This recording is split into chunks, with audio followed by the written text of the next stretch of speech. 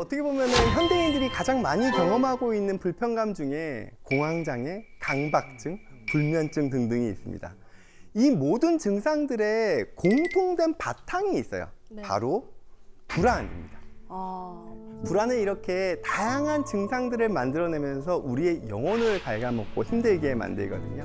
그래서 오늘 저는 불안이 왜 발생하고 그 불안을 어떻게 관리해야 되는지, 불안과 관련된 모든 것들을 말씀드리려고 합니다. 이 연예인병이라고 알려진 공황장애는 꼭 연예인병은 아니고요. 다양한 분들께서 많이 경험을 하고 계시는데요. 통상적으로 공황 발작이 반복되는 걸 저희가 공황장애라고 이야기를 합니다. 두근두근거리고 갑자기 막 숨이 막히고 막 식은땀이 나고 막 손발이 저리고 지금 당장 뭐 죽을 것 같은 그런 느낌들이 동반되거든요. 그런 공황 발작이 특정 상황이나 내가 일상생활을 하고 있는 도중에 뭐 돌발적으로 자꾸 반복된다면 우리는 통상적인 삶을 살기가 참 어렵겠죠.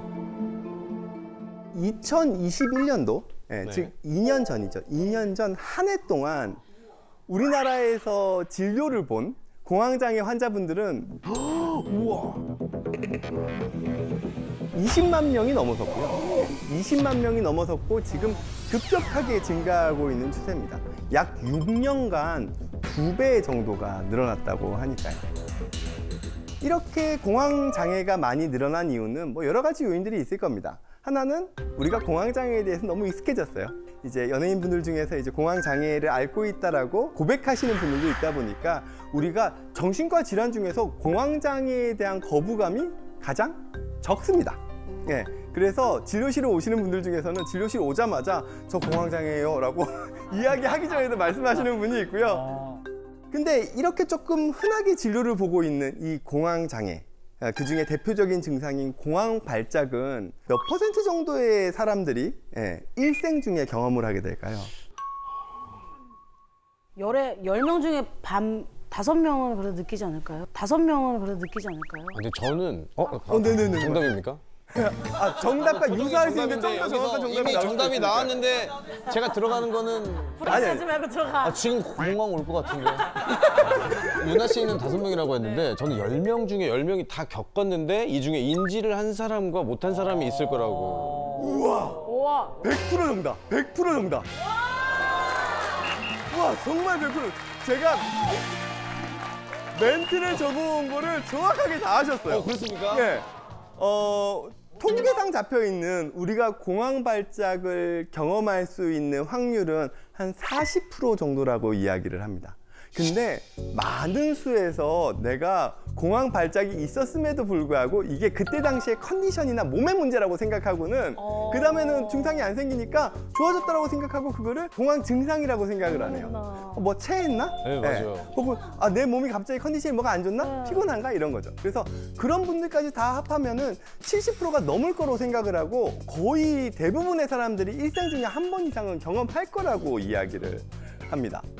그렇게 우리가 가지고 있는 공황 발작, 공황 증상은 우리가 이게 공황 증상인가를 잘 모를 정도로 그냥 넘어가 버리는 경우도 많습니다. 제가 작년에 방송을 할 때 약간 비슷한 경험을 한 적이 있어요. 근데 저는 이제 제가 원래 알레르기 비염이 있어갖고 이렇게 이런 스튜디오는 막 시원한 냉방이 엄청 잘 되잖아요. 네. 그래서 약간 이제 온도에 민감하니까 근데 코 안이 막 갑자기 막 이렇게 조여들면서 갑자기 과호흡이 일어나면서 손발이 저리면서 얼굴까지 저리더라고요. 그래서 제가 중간에 한번 녹화 중단을 하고 대기실에서 쉰 적이 있었거든요. 그게 약간 공황 증세라고는 얘기를 하더라고요. 근데 저는 내 알레르기 비염하고 연관이 있구나. 저는 그렇게만 생각했는데. 몸에 큰 병이 있을 거라고 생각을 하는 거죠. 대부분 그런 증상이 생겼을 때 나의 정신적인 문제라고 생각하시는 경우는 드물어요. 왜냐하면 발현되는 증상이 몸의 증상이잖아요. 네. 네, 숨이 가쁘고 두근두근 거리고. 그래서 통상적으로 공황 증상을 반복해서 경험하시는 분들은 정신과를 먼저 가지 않아요. 대부분 응급실이나 내과를 먼저 가죠. 그리고 검사를 다 했는데도 불구하고 아무 이상이 없어요. 네, 그럼 그제서야 거기에 있는 응급실 선생님이나 내과 선생님이 이거는 공황 장애일 수도 있을 것 같으니까 정신과에 한번 가보세요 라고 이야기를 하는 경우가 많습니다. 저는 이제 첫 예능 나갔을 때 처음으로 이제 코미디 외에 장르를 나갔을 때 그 연차의 선배님을 보는 것만으로도 너무 막 그 사람은 나한테 아무것도 하지 않았어요. 근데 지레 제가 막 겁먹고 내가 무슨 말을 하는지도 잘 모르고 명치가 어마어마하게 아팠던 걸로, 그리고 막 진짜 식은땀도 말씀하신 대로 막 그때는 별거 아닌 줄 알았어요. 그날 감기인가? 감기 기운인가? 약간 이렇게 넘어갔던 기억이. 컨디션만 안 예, 좋고 예, 예. 그런 생각. 우리에게 익숙한 환경이란 게 있죠. 네. 그 익숙한 환경에서는 우리가 마음이 편해요. 네. 그러면 불안이 개입할 여지가 별로 없습니다. 하지만 나에게 익숙하지 않는 새로운 환경에 노출되게 되면 아무래도 긴장하죠. 맞아요. 조급해지고 압박감도 맞습니다. 가집니다. 그 선배님이 누구였냐면 정말 그 바짝 독이 오른 김구라 씨였어요. 내가 얼마나 무서웠겠어. 근데 너무 좋은 형님인데 그 형님은 나한테 아무것도 하지 않았어요. 근데 저 지레 혼자 못 먹고. 겁먹고. 예. 다 그래요. 나도 그랬어요. 나도. 우리하고 처음 만났을 때. 예. 그래서 그런 환경이 나로 하여금 공황 증상을 만들 수 있는 최적화된 공간이었을 수 있죠.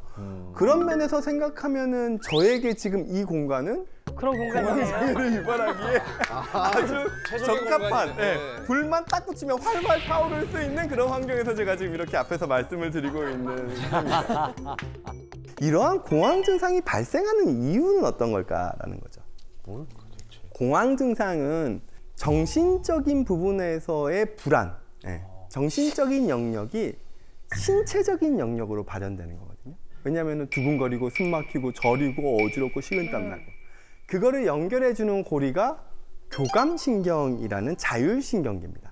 자율신경계는 환경에 따라서 나의 의지와 상관없이 올라오는 다양한 신경계를 자율신경계라고 하는데요. 네. 교감신경계와 부교감신경계로 나뉘어요. 교감신경계는 긴장 모드, 전투 모드, 뭔가 이렇게 치열하게 뭔가를 해야 되는 상황. 네. 그런 상황에서는 항상 준비태세이기 때문에 뭔가 이렇게 심장도 빨리 뛰고 호흡도 가빠지고 근육도 긴장돼 있고 신경계도 예민해져 있어야 돼요. 근데 반면에 굳이 내가 전투 모드일 때 소화를 잘 시킬 필요는 없죠. 네. 전투하면서 뭘 먹지는 않을 테니까요. 네. 그러니까 소화기관은 오히려 약간 셧다운 됩니다. 어. 반면에 부교감 신경은 완전 반대 상황이에요. 이완돼 있고 휴식하는 상황. 그때는 이제 몸도 늘어지고 심장도 편안히 뛰고, 그때는 이제 먹었던 음식도 소화시키려고 활발하게 움직이고. 그러다 보니까 이 교감 신경이 급격하게 활성화되어 있는 상태. 그게 딱 공황 증상하고 유사합니다. 근데 이 전투 모드가 우리가 긴장돼 있고 뭔가 저처럼 지금 뭔가 이렇게 열심히 뭔가를 하고 있을 때 공황 증상이 가볍게 있는 건 괜찮아요. 하지만 우리가 편안한 일상을 하고 있는데 네. 마치 무슨 전쟁이 터진 상황인 것처럼 우리의 교감신경이 활성화되면 그때 공황 발작이 생기는 거라고 할 수 있죠. 제가 실제로 봤던 환자 케이스는 이런 게 있어요. 20대 환자인데요. 이분은 고등학교 때 공부를 정말 열심히 했어요. 인기도 많았어요. 네. 운동도 심지어 잘했어요. 이제 자기는 어떻게 해서든지 좋은 대학을 들어갈 수 있을 거라고 생각을 했죠. 근데 고등학교 3학년 입시에서 네, 크게 실패를 봅니다. 그래도 억지로 하기 위해서 재수를 해요. 그리고 공부를 열심히 해요. 네. 근데 재수도 실패한 거예요. 아이고. 그러면 자존감이 완전 바닥을 치죠. 네. 근데 남자는 재수를 실패하고 나면은 뭐가 날라와요? 입영통지서. 영장이 날라와요. 네. 최악의 상황. 근데 최악의 상황이죠. 나의 자존감은 바닥이고 나는 지금 삼수를 하든지 해야 되는데 영장이 날라왔어요. 이 군대라는 것 자체를 내가 과연 감당할 수 있을까? 무섭기도 하고 이거 어떡하지, 이 영장? 그래서 이 청년이 선택한 게 있습니다. 나의 이 자존감을 그래도 끌어올릴 수 있는 방법으로. 설마. 그냥 이건 추측인데. 맞는 것 같아요. 뭐라고요? 맞는 것 같아요. 느낌이 왔어요. 맞으실 것 같아요. 기왕 가는 거. 오케이. 뭐 빡센 데 가자. 그래, 내가 맞아. 진짜. 맞아요? 정확하게 맞추셨어요. 우와, 우와. 황세상 씨 대박이다. 아니야. 나 뭐야? 정확하세요. 우와.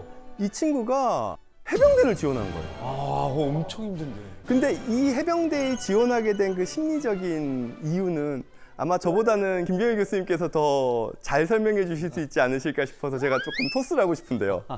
뭐 잘 아시겠지만 그 심리학에서는 이런 행동을 반동형성이라고 많이 설명을 하죠. 그러니까 만나게 된 좌절이나 처하게 된 현실을 잘 풀어나가려고 하다기보다는 과도한 방식으로 대처하는 건데, 사실 이거를 그냥 일상생활에서는 이렇게 표현하시는 경우 많잖아요. 객기 부린다. 네, 맞아요. 네. 근데 대부분은 피하지 않아요? 그쵸. 피하려고 할 것 맞아. 같은데. 좀 기간을 연장하든지. 근데 이때 자극되는 게 욕심이에요. 네. 원래는 내가 어떻게 해서든지 무슨 뭐 국가고시를 친다라는 핑계라도 대고 자격증 시험이라도 걸어놓고 연기하는 게 맞죠. 근데 이 사람은 완벽하게 하고 싶은 거예요. 내가 꿀리는 게 싫은 거예요. 약한 모습 보이기 싫으니까 그러면 아예 세게 가자. 객기를 부리는 거죠. 욕심을 부리는 거죠. 좌절을 맛봤어가지고. 네. 그거를 단시간 내에 끌어올리고 싶은 거죠. 본인이 정말 해병대를 들어갈 생각이 있었으면 열심히 운동하고 몸을 만들고 그렇죠. 그랬으면 상관없죠. 근데 그게 아니라 이거는 충동적으로 결정한 거잖아요. 당연히 간 다음에 불안감이 극도로 올라오죠. 아이고야. 네, 근데 내가 나갈 수 있어요? 당장 못 나가잖아요. 네, 공황장애가 발생합니다. 훈련을 딱 하려고 하는데 막 두근두근거리고 막 식은땀 나고 죽을 것 같고 쓰러지고, 그래서 몇 번을 의무실을 가기도 하고 군병원을 가기도 했는데 검사했는데 아무런 문제가 없어요. 공황장애는 이런 식으로도 올 수 있는 겁니다. 이렇게 사실 생각을 해보면은 공황장애는 누구나 다 경험할 수 있어요. 우리의 일상생활을 방해할 정도가 된다 그러면 당연히 전문가의 진료를 통해서 정확한 진단이나 치료를 좀 받으셔야겠죠. 진료가 아닌 영역에서 그래도 도움이 될 수 있는 팁을 좀 알려드리자면, 첫 번째는 공황을 자극하는 그 환경을 피하려고 하셔야 돼요. 가끔 정말 공황장애랑 맞서 싸우시는 분들이 있어요. 피부 마사지실에 가가지고 이렇게 누워있으면 공황장애가 온다는 거 알아요. 근데 그러면은 내가 피부 마사지를 안 받아야죠. 그렇죠. 근데 나는 나약한 게 싫어. 피부 마사지실에서 이 공황과 맞서 싸우면서 나는 이걸 극복할 거야 하면은 어떻게 되냐면은 공황 증상이 계속 와요. 갈 때마다 와요. 왜냐하면 내가 불편감으로 기억되잖아요. 이걸 조건화라고 얘기하거든요.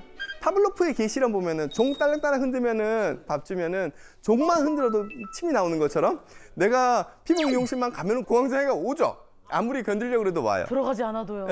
그렇기 때문에 내가 피할 수 있는 환경을 피하시는 게 맞아요. 그걸 맞서 싸우시려고 하면 그 증상은 더 악화되세요. 근데 우리가 이런 공황장애를 유발할 수 있는 환경을 다 피할 수 있어요? 못 피해요. 못 피해요. 그럴 때를 위해서 필요한 게 부적이에요. 샤머니즘에 기대는 겁니다. 지금 저 앞에 있는 정신과 의사가 무속이냐? 무당이야? 싶으시겠죠. 이 부적은 정신과 안에서는 필요시약이에요. 내가 증상에 대해서 대처할 수 있는 약. 공황장애는 기본적으로 불안에 의해서 자극되는데요. 대표적인 불안은 예기 불안이에요. 나에게 공황 발작이 생길지도 몰라라는 그 불안이 공황 증상을 자극하고 다시금 악순환에 순환고리가 걸려버려요.